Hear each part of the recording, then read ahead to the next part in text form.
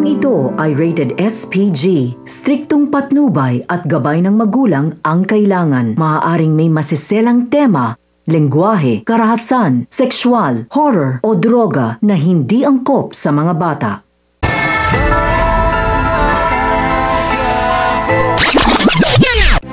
Matapos ang 20 taong pagkakakulong ni Supremo ay sa wakas nakalaya na rin ito.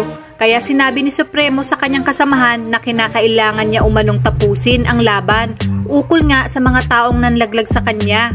Dahilan kung kaya't nakulong siya ng mahabang panahon. Sinabi ni Supremo na ngayong nakalaya na siya, lintik lamang ang walang ganti. Sa kabilang banda, matapos magtamo ng bala si Tanggol ay agara naman siyang ginamot ng kanyang kaibigang Muslim na si Abdul.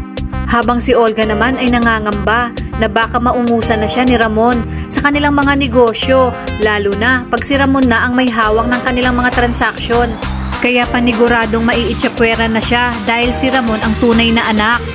Sa kabilang banda, mabilis na nakarecover si Tanggol sa tinamong bala nito at nakita niyang hinahabol ang anak ng kanyang kaibigang si Abdul na tumulong sa kanya kaya hindi siya nagdalawang isip na tulungan ito.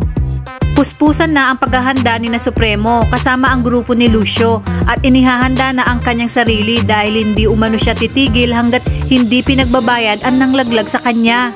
Sa inyong palagay, ang tinutukoy kayang malaking tao ni Supremo ay ang mag-amang Montenegro na sina Ramon at Don Lucio? Kaya marami pa tayong dapat abangan dito lang sa FPJ's Batang Quiapo.